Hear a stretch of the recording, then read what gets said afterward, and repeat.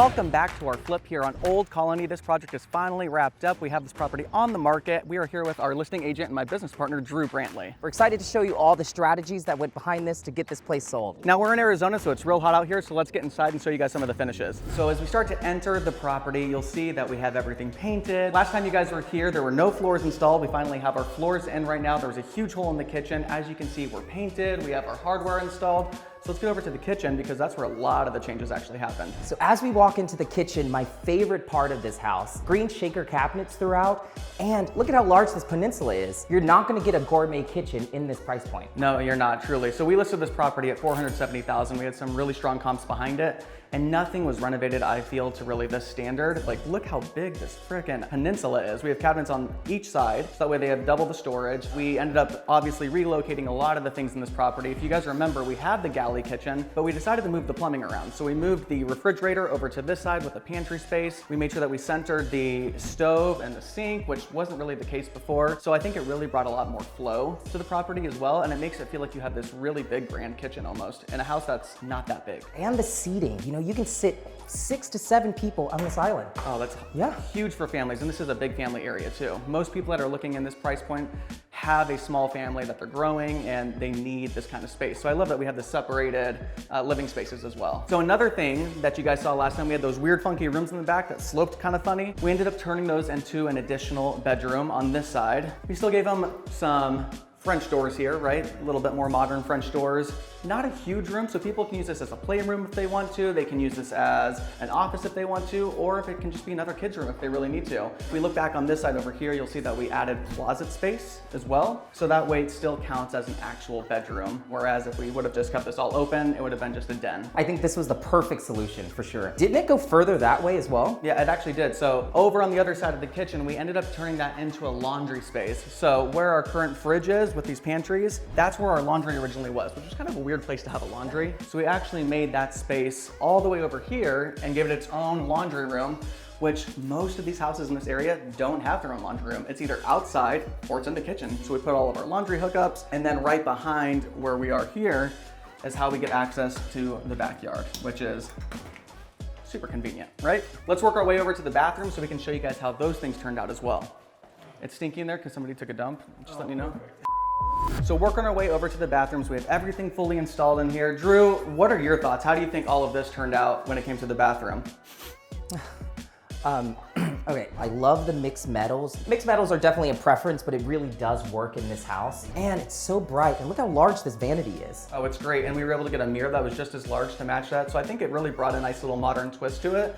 And the nice part about this, I was able to get this vanity for $800 all in. So that includes the hardware, the sink, everything, the countertops. So when you're looking at, if I wanted to build this out with actual cabinets from where we got our cabinets, which is essential cabinets and flooring, if I was gonna build this out and get the vanity tops and everything, it probably would have cost me close to $2,000 all in. So being able to go get a prefabricated vanity that we could stick in here was absolutely the way to go. Ended up getting this one off of Wayfair, you guys. Don't sleep on Wayfair, they have great product. Now for the tile over here too, we ended up going with a 12 by 24 tile. They unfortunately just discontinued this, so this is the last house that we're gonna get it in. We got this for $1 a square foot for this tile. You really can't beat that price point. Really awesome. Brand new tub. Everything in here is brand new, clean. I think it's perfect for the next buyer. Let's go check out the primary bedroom. Working our way to the primary bedroom. Everything in here just looks clean. It looks nice. We have our walk-in closets, which we have showed you guys before in the past. Brand new doors that are on here. Everything's just really nice. But really, the biggest thing that we're interested in when it comes to the primary bedroom is how did the bathroom turn out? Now, this is a bit of a smaller bathroom. It's not anything too huge, so we wanted to try to maximize the space as much as possible. So that's why we ended up going with this white Chloe tile stacked vertically, so it makes it feel a little bit taller. We have the air ducts here. We didn't want to end up moving the air ducts, so I think this really helped bring it together. Now let's work our way back over to the kitchen so we can break down some of the strategy and how we decided to list this property and really what we're doing in a changing market right now. So in this market, we've gone through a lot of changes with this property. So we originally bought this property in January and the market ended up shifting. We were using a lot of our knowledge from the year prior, right? Because that's how we do it as flippers. We're always testing the market. So January, got this property, really had strong comps at the 470 mark.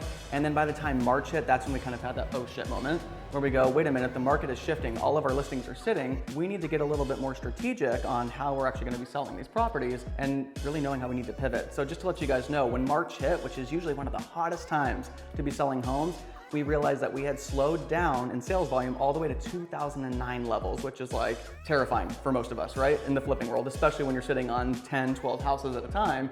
You're like, wait a minute, I didn't underwrite for this. I have to get a little bit more creative. So what are some of the ways that we're getting creative on moving these properties? Yeah, first things first is making sure that we're competitive with our pricing. We need to know our comps in the area, and we can't shoot too high above because it's definitely going to affect the days on market. Another way is being able to pivot and knowing when to pivot. Fortunate for you, we own a property management business. We do. So we're able to throw this property up for rent. We can throw furniture in it. Will this home work as a co-living? There's so many different options to have cash flow during a down market. Absolutely. No, and I love that you brought that up too. So one of the ways that we're doing our comps too is that we're not just looking at the comps sold. That's what we used to do. That used to really be our baseline, but now we're just starting there as our baseline, and now we are looking at what's active on the market right now too, because if we have other properties in this neighborhood that are listed for $450 that are fully renovated, well, obviously we're not going to beat those houses. So we need to make sure we're staying competitive in the market right now with what's actually active, so that way buyers are coming to take a look at the property. Funny enough, how this one worked out too is that Drew listed this for rents. We had a bunch of hits on it. Constant showings, and we did have a few sell showings right at the beginning as well. What's funny is the same day that we went under contract for this house, we had another person come and take a look at it for rent as well. Right, so we had two people show up at the same exact time, and it almost, I feel like maybe even created a little bit of competition. It did. So that guy ended up coming through, and he gave us an offer at what? At $450. At $450. So it was a little bit below where we listed at. We were at $470, but in today's market, you're not gonna cry over spilt milk. Listen, you never lose money by taking a profit. Never lose money by taking a profit. So at the end of the day, it's all about velocity. If I can get out of this deal and into the next one, now knowing where we are in the market, I know I can make more money in the next deal. So what was supposed to be about a $40,000 profit on this is probably gonna shrink down to closer about $10,000 to $15,000. I'm not gonna cry about it. Like I said, I'd rather recapitalize, get the next flip, and just get this thing moving. If this was a different market, if this was last year, I probably would have said, hey buddy, coming at 460, maybe a little less, give and take on that side of it. But in today's market, I'm not going to be too picky choosy. And they ended up being a great buyer too. I mean, they didn't want concessions or anything like that, right? No concessions. It's for the agent's daughter. First time home buyer. The deal's going great so far. Perfect. So one thing I also want to point out too is with buyers in today's market, they're getting really, really, really picky, and they're asking for the world, which was another thing that we did not deal with on this house. We've dealt with it on plenty of other houses this year already, where they're coming through, they give you a good offer, but then they're coming through and saying, hey, I want 5% concessions. By the way, can you upgrade all the windows to dual pane windows? By the way, can you get us a new electrical panel? By the way. And it's like, wait a minute, no, those are just upgrades that you want. Those aren't actual issues with the property. You're just looking for upgrades. So I was really happy to see that this person came through. Yes, it was a lower offer, but they've been so easy, it seems like, to deal with. Easy. They haven't asked for many repairs. Again, no concessions. This is gonna be wrapped up pretty easy. Beautiful, thank you for getting it sold. Of course. So at the end of the day, this house was a huge learning lesson for us in today's market. We're always trying to test the market a little bit, seeing can we push price points a little bit, and we learned on this one real quickly, hey, no, this is not the market to be pushing price points. We need to be competitive. Houses are still selling. Houses are always still going to be selling, so it's just a matter of making sure that we're the top house. It's what we like to call as the make me move house, where people come in, they see this house, they see everything else in the neighborhood, they go, wow, this house is $470,000, or in this case, $450,000, and everything else that's listed in the neighborhood is $450,000, but they're not renovated. So we have the best house at the best price. It's the, wow, I need to take advantage of this, make me move, Exactly, yeah. And the biggest kitchen in all of Mesa. Literally, all of Mesa, the biggest kitchen. If you got value out of this, make sure you like, comment, share, and subscribe to our channel. Make sure you can follow along. We're always recording all the fix and flips that we're doing. We're giving you first looks at when they first purchased the house, halfway through the renovation, and then of course the final product, what we're selling, what our strategies are. We want to give you guys market updates, so make sure you are following along. Click the bell icon so you get notified every time we post a video, and we will